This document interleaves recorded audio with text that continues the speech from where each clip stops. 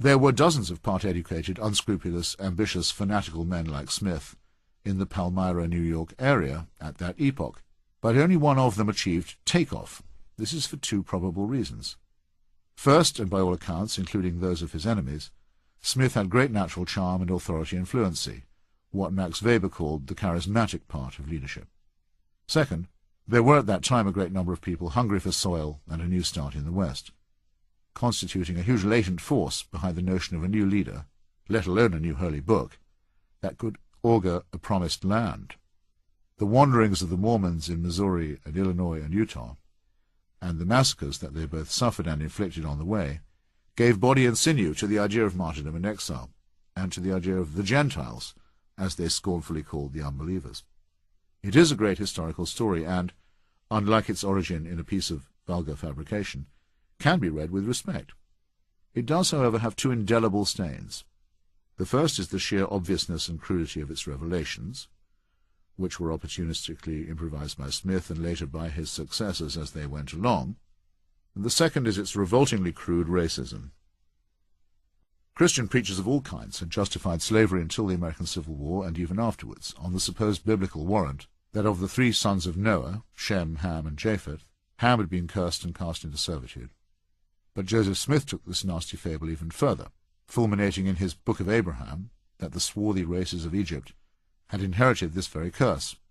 Also, at the made-up Battle of Cumorah, a site located conveniently near his own birthplace, the Nephites, described as fair-skinned and handsome, contended against the Lamanites, whose descendants were punished with dark pigment for turning away from God.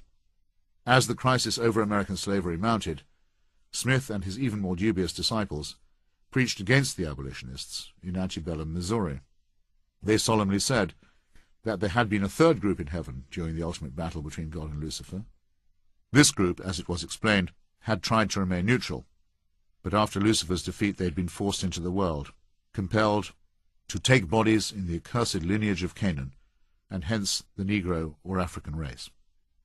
Thus, when Dr. Brodie first wrote her book, no black American was allowed to hold even the lowly position of deacon, let alone a priesthood in the Mormon Church.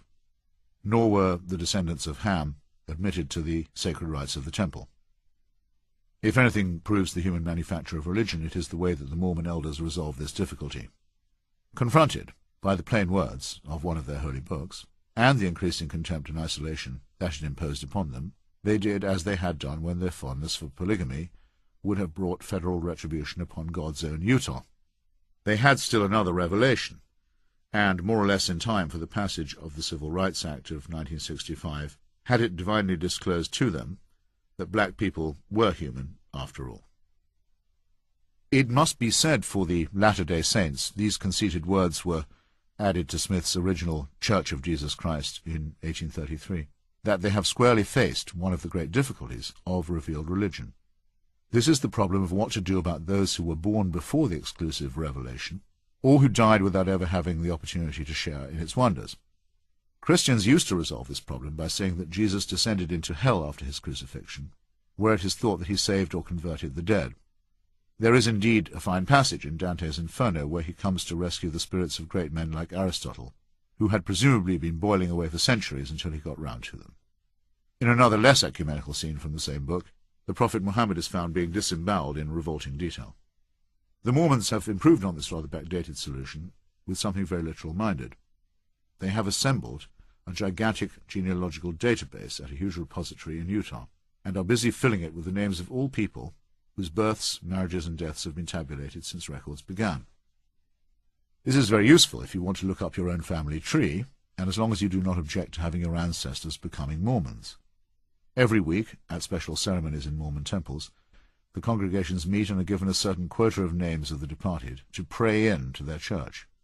This retrospective baptism of the dead seems harmless enough to me, but the American Jewish Committee became incensed when it was discovered that the Mormons had acquired the records of the Nazi final solution, and were industriously baptizing what for once could truly be called a lost tribe, the murdered Jews of Europe. For all its touching inefficacy, this exercise seemed in poor taste.